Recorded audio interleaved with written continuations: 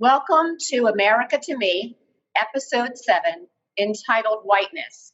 I am Dr. Veronica Carey, Assistant Dean of Diversity, Equity, and Inclusion, and also the Chair of the Board of Diversity, Equity, and Inclusion here at CNHP. What I'd like to share with you today actually is the America to Me Real Talks Session 7. There are several episodes, there are 10, each one of them is an hour long. And the one that we're focusing on today is about whiteness. And I wanted to give you a quote from the producer and director, Steve James, who in 2013 went to Oak Park and River Forest High School in Illinois. And Steve James is an Academy Award nominated filmmaker. Hoops, Dreams, Life Itself, or other examples of his documentaries. And they tend to examine racial, economic, and class issues in contemporary American education in the multi-part unscripted documentaries that he does, and this one is America to Me. It is poignant and funny, it's epic and intimate. America to Me spends an academic year at Chicagoland's elite Oak Park and River Forest High School, and it shows us students, families, faculty, and administration, and tells the stories of pressures and challenges that teens face today in their own words. One of the reasons why I wanted to do America to Me and bring it to CNHP is to prepare the faculty, professional staff, and collegial students alike to embrace the ethnicity differences, cultural differences, racial differences, nationality differences, as well as invisible disabilities, visible disabilities, any challenges in terms of IEPs or accommodations, because this video series, this documentary, America to Me 10-part series, illustrates every one of these issues as a demonstration of students that are coming to us at the university. So if you look down on the ability to click on the link, you'll be able to watch episode 7. And then we invite you to come back and share with our panelists insights that you may also have as a result of watching and viewing episode 7, Whiteness in America. We have panel members today. We have Dr. Kim McClellan, who is a nursing assistant clinical professor, Rachel DeLauder, who is a dance movement therapy and counseling master's candidate, as well as Alyssa Bigby, who is also a dance movement therapy and counseling master's candidate. And they share their insights as to what and how they felt as a part of viewing episode 7. It's a very eclectic group. They will share with you how they self-identify in the community, how they were meant to feel as maybe some of them are mothers and how that made them feel as being a mother, how they are sometimes viewed in the community. You'll see some of those insights as well. So I really encourage you to sit back, relax, and enjoy the panel presentation. I think this is great that the three of you have availed yourselves of this opportunity today to share about, what was the America to Me episode 7 like for each one of you. I think that an opportunity to kind of explore another person's viewpoint, and I'll bring in what Dr. George Yancey had shared when he was here on campus. Dr. Yancey is a philosopher at Emory University and a prolific writer when it comes to racial issues in America. And what I really need to do is focus specifically on whiteness. And while diversity talk has an important purpose, diversity talk, it seems to me, can actually placate white people, can actually let white people off the proverbial hook. In fact, it's possible to have quote-unquote diversity even as whiteness remains the center. So what we want to do is question the centrality of whiteness. So I argue that parrhesia, that's not a word you'll come across every day, but it's Parrhesia. And parrhesia is a Greek term, and it means fearless or courageous speech, or another way of saying it is to say it all. So fearless speech, or parrhesia, is indispensable when discussing issues regarding embodiment and race, but especially within the context of discussing embodied whiteness. Michel Foucault, I don't know if you guys have ever heard of him, but he says, quote, parrhesia then is linked to courage in the face of danger, It demands the courage to speak the truth in spite of some danger. Input. So I'm thinking today, like with all of us coming together to talk about this, as such, courageous speech is so important. And I think that we're probably going to begin to embark on some courageous speech today. So why don't we just get started? So let's start with Rachel DeLauder. Rachel is a dance movement and therapy counseling master's candidate here at CNHP. So Rachel, can you share with us, once you watched America to Me, episode 7, what did it leave you with? I would say my initial reactions were more towards the idea of safe spaces and how there's lack of safe spaces for us as people of color, and to this idea of feeling suffocated of white privilege, like we're almost sunken into this white space because they take up space due to their privilege. And also I ponder on how slavery is a part of everyone's history when the white professor brought that up, and the uneasiness I felt with the students when they felt like, oh, I have to embody that sense of being as well, that heavy weight that we have to carry as Black people.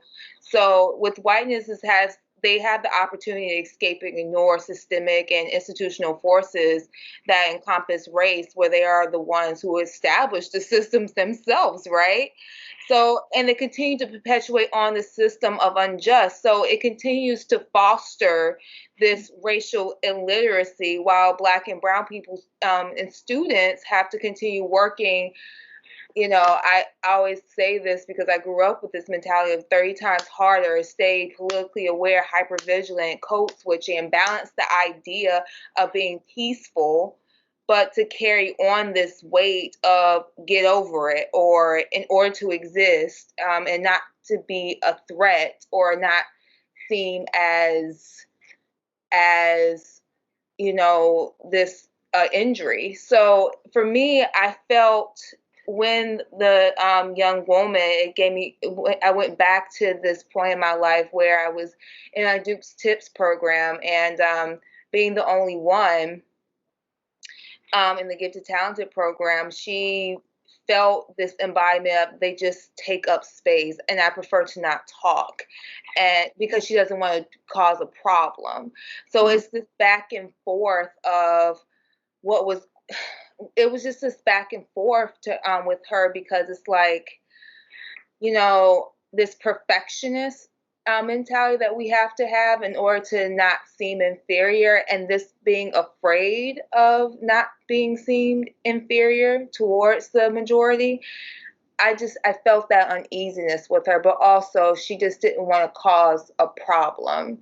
And you shouldn't have to navigate through spaces just because you don't want to cause a problem. But when you reflect on that, in institutions, everything is political. So it's pick and choose your battles. So that's really what I took from it. But what I felt gratifying was, the fact that in AP classes versus, I want to say remedial classes, they felt the same way. They felt really scared to seem inferior. But yeah, that's what I took from it. Yeah. So I think one of the privileges that we have today, and I think I want to count this as a blessing in my sort of arena, we have a very eclectic panel. I identify as African American. Rachel, would you mind sharing how you identify? I identify as African American, Black, Black by nature, proud by choice. Another T-shirt waiting to happen. That's awesome. Oh, that's already a T-shirt from my parents back in the 80s. I have that shirt. Oh, that's awesome. Yeah. Yeah, I think it might be helpful that if our other two presenters as well can share how they identify, so our audience can kind of hear maybe where your perspectives might be coming from. So that's why I wanted to identify as African American. Rachel, thank you for saying African American and Black and proud as well. So Alyssa, another student, dance and movement therapy, master's candidate. So welcome, Alyssa. Can you share with us as well? You had an opportunity to view the episode 7, and maybe you've even seen other episodes, but what did the episode 7 leave for you? When I watched episode 7, I was very interested in them showcasing the mother Terrence's mom fighting for, her son's special accommodations and just special education in general. I think that I've seen many times where people of color have had to battle the system when it came to IEPs or behavior plans and things of that sort. In this episode, Terrence's mother, she mentioned how white parents were able to advocate and receive a one-on-one support without resistance, which wasn't the same for many Black parents. She was, people were congratulating her for securing a one-on-one for her son. And it was interesting to me to see that her son, who was in high school, was receiving a one-on-one because I haven't seen that in a high school settings. And I think a lot of people think that a one-on-one is more so for young kids, like, early elementary or early childhood education. But I think it was important to show that you do need a one-on-one, or sometimes you need the special accommodations, maybe staying an extra year because he was a little upset about it. But like the psychiatrist said, he was like, but it'll help you, it won't be as much work. And he could understand that. And so I was so proud. I think it is very important to witness Black parents advocate for their children's needs and the resources that they have rights to. I know, as I myself am a mother of a student who has an IEP. And so it's very important that we are aware of what we can do to advocate for our children and for ourselves. I believe in the episode, she mentioned that she had sued another school district for not giving her son the rights that he deserved. And so that kind of helped for her in this case, because they said the school didn't really want to even go to that battle because they knew she was aware of what her rights were, and she would stop at nothing to make sure she secured those for her son. So I think it was very, very key for anybody, whether you are an educator, a parent, a student, to witness somebody standing up against the system and advocating for themselves. I've seen, as an educator, I've witnessed schools kind of push children of color out who have IEPs instead of, going back and revisiting policies or trying to think of new accommodations. I actually had my husband, he is a one-on-one, and his student was expelled from the school he was at because they simply just did not want to deal with the child. And the parents successfully sued this district so that he will be able to go back into the school and get a one-on-one.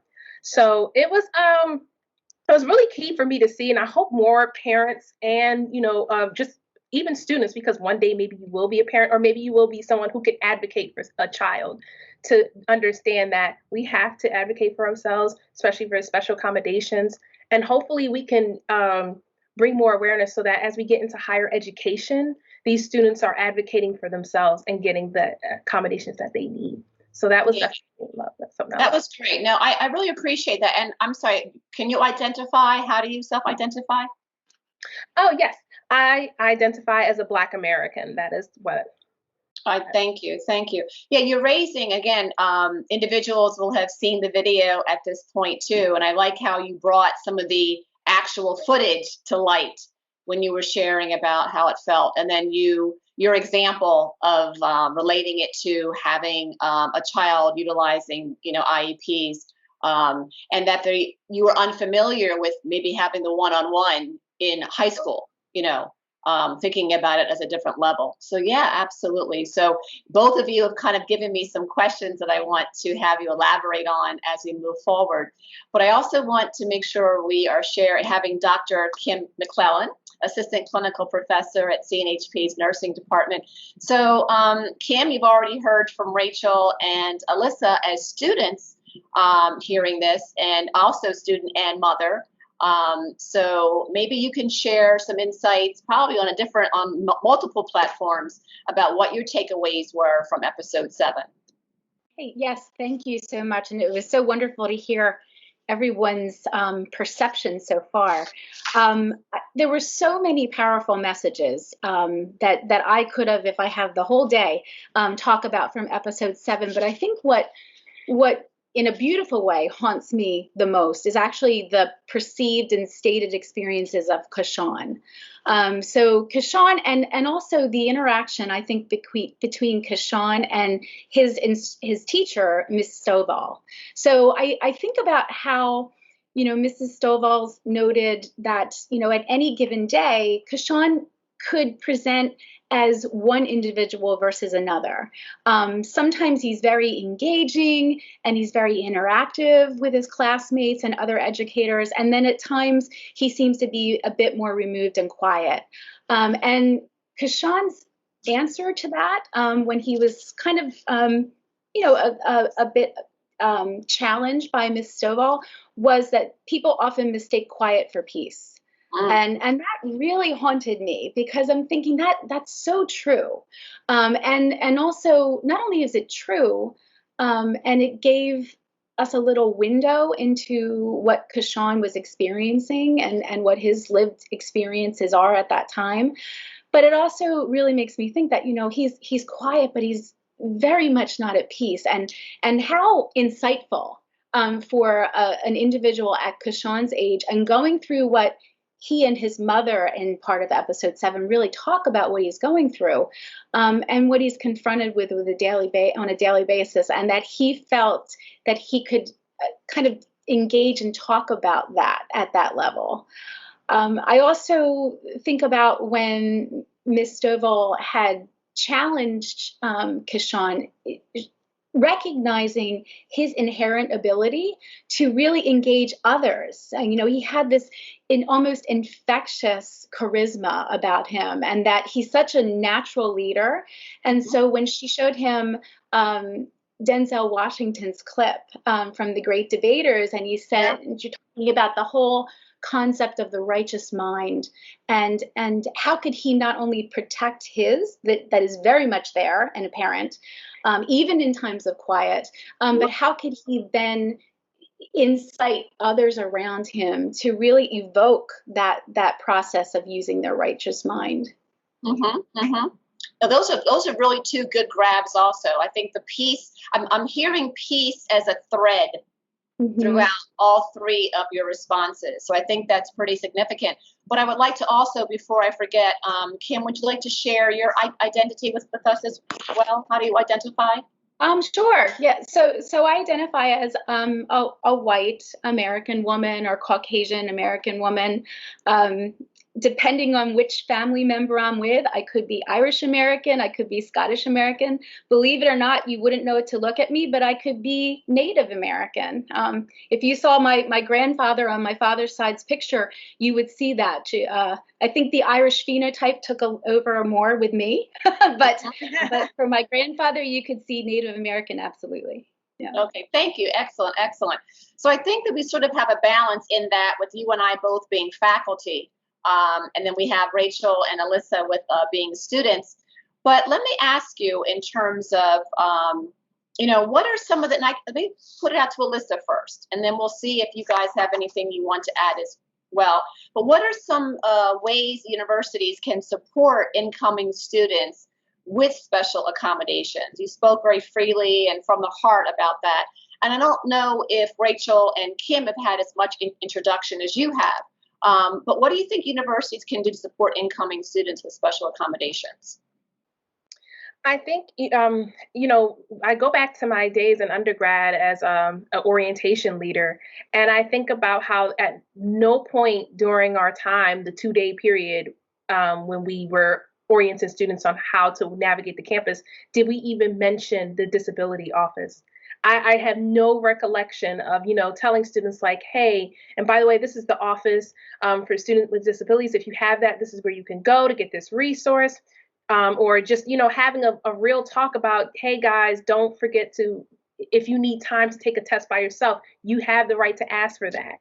If you need more time on an exam because you have had disabilities or IEPs from elementary school, you can ask for that. I think it's important that universities take a little bit more time and just put that in there as students are coming in so that they feel comfortable. And I think it doesn't need to be something that they pull them out. We always talk about, that's why I'm glad now most special ed people like to push in versus pulling out, because it's a little less humiliating. And instead of just like, okay, let me pull you to the side and everybody's looking, it's just that general information that everybody should know. Everybody should know. So I just think something like that could be done.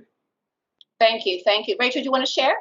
Yeah, I will say for me, especially during undergrad at University of Delaware, I mean, having an individual disability myself, I already knew how to navigate and knew that there was a service there for me. I knew that I needed extra time. I knew I could have that, but also there was a Center for Black Culture. And the Center for Black Culture, I will just say it housed in all Black and Brown students who, of course, it was less than 5%, but it gave that resource that was there, and you had understaffed, yeah, you had directors, and it was limited resources, but still they pushed and they allowed us to become leaders, and we had to be educated on all those resources that were there at University of Delaware. So yeah, I was a mentor. I had students that were the only one in their classrooms, like such as I in my science program. We also had student leaders that were actually meeting other, like Dr. Angela Davis, Dr. Kimberly Crenshaw, and we showed them that, yes, you can do this. Like, yes, you have the opportunities available to you. And we also had Destination Delaware, so they would stay over with us to, get acclimated to the environment. Especially and what was imperative was they didn't even know there were grants there. There was a lot of students, especially from Wilmington, coming in, had no idea there was actually grant funding there or how to actually request for FAFSA, because a lot of them were first generation. So it's really about having leaders, training students, putting them in place, but also having a hub, a maroon space for them to come to in order to receive those resources. And also be proud of who you are, no matter where you are in that navigation process, and understand that you walk with courage. So Excellent. Yeah. Yeah, both of you are raising some really good responses. I don't know if Kim, if you had anything to add or. Well, actually, I mean, both responses were wonderful. I agree, of course, with all of them. The one thing that I would just add that I take on as my responsibility as a faculty member is to, right from the beginning, create that safe space so that students and participants in the coursework can feel that they even can start that process that both Alyssa and Rachel so beautifully put out there. We all have our thing, maybe not everyone needs to go to disability for an accommodation, but we all have things that we need, to have someone meet us partially or the entire way for. And I think just creating that safe space right from the beginning make sure that everyone understands where to go and how to go, and that there's even a route to go to feel safe. Exactly. And I like how, and thank you for that, Dr. McClellan. I think I like how, Rachel, when you mentioned about the visible and the invisible disabilities, right? Because I think the main purpose for why, as the chair of the Board of Diversity, Equity, and Inclusion at CNHP, that I wanted to bring America to Me to our CNHP campus is because we have to be prepared for these students.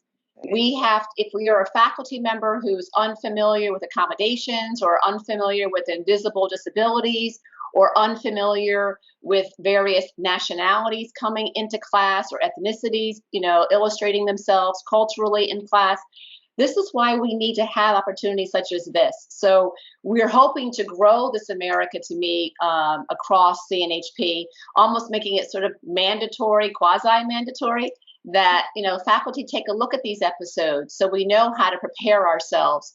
So the academic journey, has a little bit more equity. I never like to use the F word. Fairness is a whole different conversation, but a lot more equity. So I didn't want to forget about that accommodations piece, Alyssa, before we moved back to what I think was that common thread, and that was a piece. So Rachel, maybe I could start with you. And if either one of you want to add, just kind of raise your hand or whatever. If not, then I'll assume that it's been spoken to enough and I can maybe raise another thing that came out of the conversation. But Rachel, so what is the difference between civil and peaceful when entering into white spaces, which is, the title of episode 7 is Whiteness. So we talked about peace. So what has been your familiarity with that area? It's really like, I'm from the South. I'm from Durham, North Carolina, and it's really this idea of to be seen but not heard. And I think back to when Kashawn said, you really think like, oh, being peaceful, yeah, we're just trying to, we're trying to hide our militancy. We're just trying to stay safe. But then at the same time, don't think that we're, just in the corner quiet and just, like content, because we're not. And I think it just brings me back to James Baldwin. I love James Baldwin. To be a Negro in this country is just to be relatively conscious and to be enraged almost all the time. So it's kind of like we battle this dual consciousness back and forth, to stay sane, but then at the same time know what we're fighting for. So that's just how I've been socialized into peace. So it's really picking and choosing your battles, but know that when you're entering to this space, know what the weight that you're carrying, and know that you have the right to be here. Right. Question. Interesting. I think, Kim, along those same parameters, how can we challenge sentiments of white privilege, such as those noted by Brendan's father? Yeah. So I think, and I'll tap back into the peace dialogue that we just started, is that, and I keep calling upon Dr. Martin Luther King's very famous quote of there can be no justice without peace, and there can be no peace without justice. And I think if you think about the dichotomy of where both Keyshawn finds himself in his world and Brendan's father finds himself in his, although perhaps well-meaning, his comment, Brendan's father, about being a human being rather than a white guy, I think that what was lost on him, although I hope at the end of that clip, when you see him kind of get quiet, I hope that means he was reflecting. I'm not sure.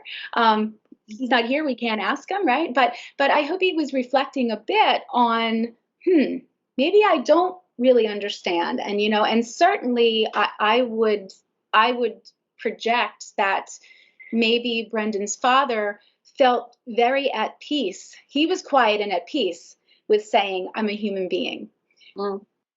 And I would challenge him, and to go back to your question, Dr. Carey, I think I would challenge that sentiment and bring up Keyshawn's sense of peace and quiet. So Keyshawn's peace or quiet is not necessarily peaceful, where the privilege that I'll put myself out there, as a white woman, probably experience peace at quiet a bit more than Keyshawn. And I think we can't take that for granted. And I would challenge those of us who feel very comfortable in that privileged, peaceful state, that others are not feeling that way. Nor at this point do they have the ability to feel that way in the space that we've created.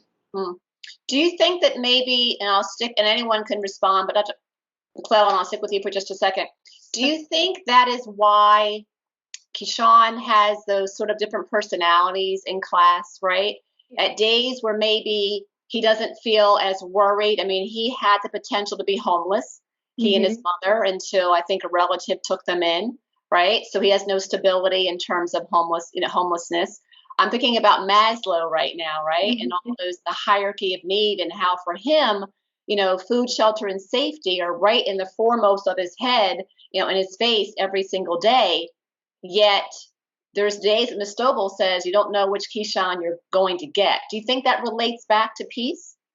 I wish Keyshawn was here so we could ask him, and I think that he would tell us, because he's just so he's just so engaging in his conversation. But I would venture to guess yes. I think that while he is quiet. He's often very contemplative. And it probably depends on where he's feeling he is in that space at that time.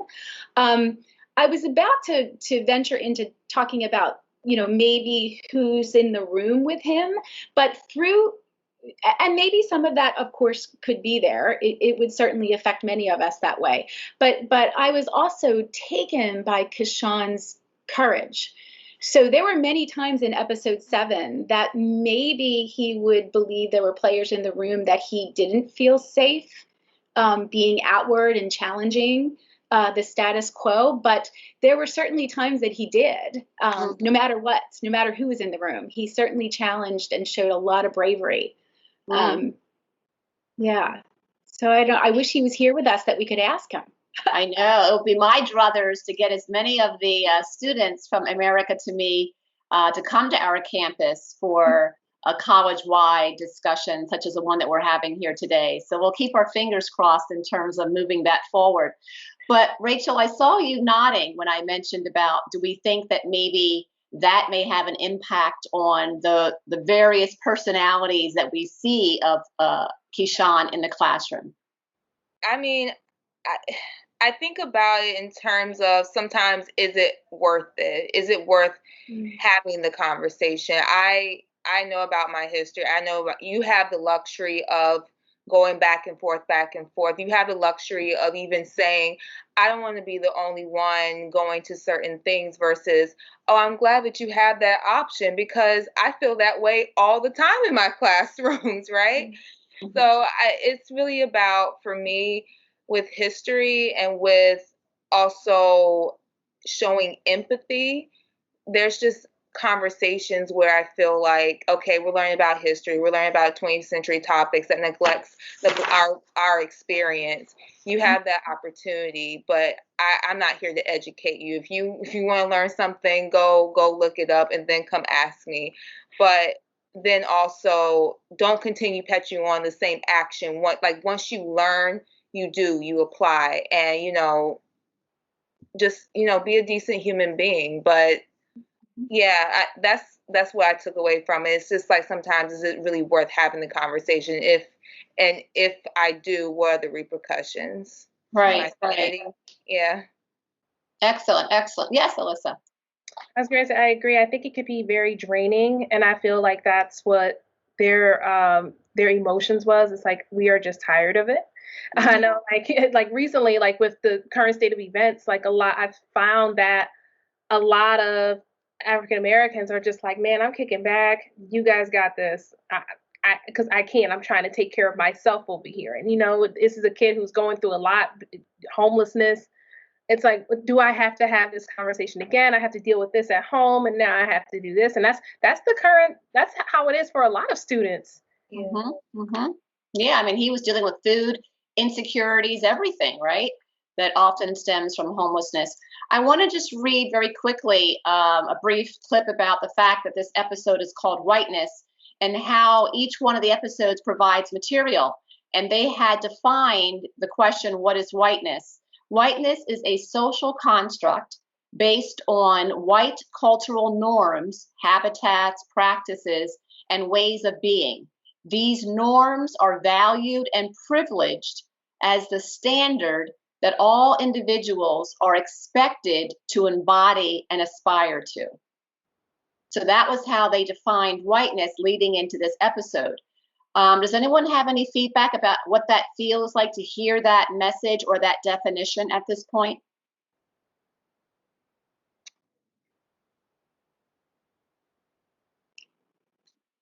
Dr. McClellan, I saw you. Yeah. So I'll take that one. Yeah. So I'm going to go back to Brendan's father again. In that, in saying, I don't like being called a white guy. However, I just want to be thought of as a human being.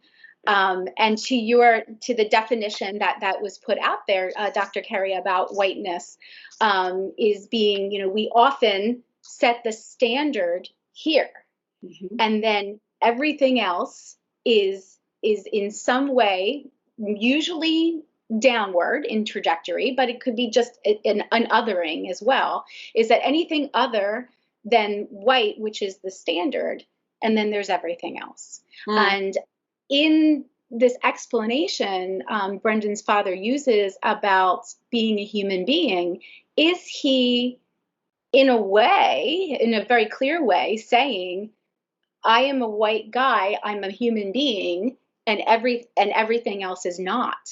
And I would first of all challenge that. I think it's an atrocity to say that, but that's definitely would I would believe be heard by those who feel like they're othered.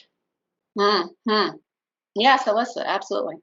I wanted to follow up on that because I remember in our class we watched a conversation, and it was an Asian man who just said, I feel like the only time I hear somebody say I'm American is when they are white. Usually everybody else we have to say, like I just said, I'm a Black American. Some people will identify with Latinx, things like that. And it's like only, it's like your American is white and everything else is the other. So I definitely liked what that you said about the human, because it is like this standard, like, could I just say, oh, I'm just American? No, I probably couldn't. There was a lot of people that probably would back that up or force me to check a race. So I definitely wanted to follow up on that. Yes, Rachel, yes. I would even also follow up, even thinking about just this country in general, is people when they came over, like the minority that came over wanted to embody those privileges, the housing, the equity, the status, the educational system. So for me, I think about that, and also I think about the otherness and being classified as inferior or savage. And when you're trying to climb up the totem pole, we have this ideal of what superiority is, just to have those privileges. But at the end of the day, you can't hide what you look like. You can't hide where you came from. You can't hide those intersectionality and those barriers. So that's what I took away from it, because he has that privilege to just say, I just want to be a human being, and we don't have that luxury. Right. And it's always the irony abounds in the that shot, because it seems like his wife is getting it or understands it differently, and sort of looks to him like, why don't you understand that? I think she's trying to say we're similar age group, maybe even background, raised similarly. Why don't you understand that? I think her light bulb might have gone off sooner than his did. So just to kind of maybe do this as our last question, be thinking about, and Rachel, I'm gonna let you continue to kind of hold the floor for a second. So how do we talk about systemic oppression and racism while honoring multiple perspectives? I think each one of us has had a different perspective today. So maybe we can begin to wrap up taking a look at that. I would say to stop remaining peaceful. And what I mean by that is stop remaining passive. I always say appreciation for different cultures, and also to end systemic racism. I just don't think, especially institutions, I just don't think you can just continue on being passive in conversations, but I also think you really need to be able to actually apply what you're learning. And it's really sad when you let things slide under the table, or you let, a racial slur. And even even you have to even think about in housing in general. Also, you want to actually be at peace where you sleep, or you want to actually have a healthy, homeostasis. You want to be a healthy student. And at the end of the day, that racial fatigue, all those fatigue that comes with it when entering into a space, for me, I think you have to be able to have the conversation without there being this sort of, oh no, this happened. Oh no, there's a fight that broke out. Oh no, we can't have this anymore. Because in order to get over the hump, we have to actually attack what the problems are. And the idea should not be, let's solve everybody's problems in one sitting, because that's not going to happen. This has happened 300 plus, 500 plus years. So it's about being able to have the conversation authentically yourself. Excellent. Thank you. Thank you. So anyone care to add in terms of it? I'll raise the question again. How do we talk about systemic oppression and racism while honoring multiple perspectives? Melissa? I think it's also important that we are calling those other perspectives in. I think I remember things come up where sometimes somebody are like, oh, why is it always black and white? And the honest truth is, I think a lot of Black people are very vocal, and we want other perspectives to come in and chime in, because ultimately we're all impacted by the systemic oppression. We are all affected. It affects, no matter what you identify as, you either benefit or you're suppressed by it. So I think calling other people in, and we've done this in our program where we've asked a girl who was Filipino. We're like, what is your take on that? And learning about her experience of white, like trying to hide accents and trying to appearances so that they can meet the standards, and even to asking Latinx people about like what the battle of trying to what they identify. So I think it's important that we are continuously calling others in, to have them address and making them feel comfortable and encouraging them. And I want other people to feel as bold as we are about addressing those. So excellent. Dr. McClellan, did you want to add? Yes. So the way I think of this is, and to chime into what both Alyssa and Rachel so eloquently said, is that I would like to be somewhat instrumental. I'm just one person, but I would like to be somewhat instrumental in creating these safe spaces and these environments, as little as my world might be. And as both Alyssa and Rachel said, it's not going to happen overnight. It's not going to happen in one classroom. But I hope, and I'm overwhelmingly optimistic, that it can become an infectious property. So if in one classroom I can create a safe space and I can engage my colleagues in learning how they can create these safe spaces, and to maybe take what has been up to this point detrimental in white privilege and using the privilege that has been thrown upon me actually to do some good. And to use that and to create these safe spaces and encourage courageous conversation. This Dr. McClellan's classroom is going to be a safe space for everyone to be heard and to really not just allow these conversations, but encourage them. Excellent. So I think in the essence of time, allow me to sort of summarize sort of in a bullet format of some of the high points of today's conversation. There were many, believe me, there were many. And I applaud all three of you for being your authentic selves today. I really do appreciate that. I think in preparation for students coming, these are areas for which we need to, I guess, focus or attend to. We talked about systemic oppression. We talked about honoring perspectives. We talked about peace and peaceful as opposed to passive or passivity. We talked about racial fatigue, others, right? Intersectionality, courageous conversations, and again, multiple perspectives. As a result of these multiple perspectives, rather, we came to these sort of highlighted points. What I'd like to encourage people that are watching today is to look forward to our next America to Me session. It'll be advertised again on our Daily Dose or through our Tuesday topic invites. But maybe perhaps you might volunteer to be one of our panelists for the future. Dr. McClellan, thank you for your time.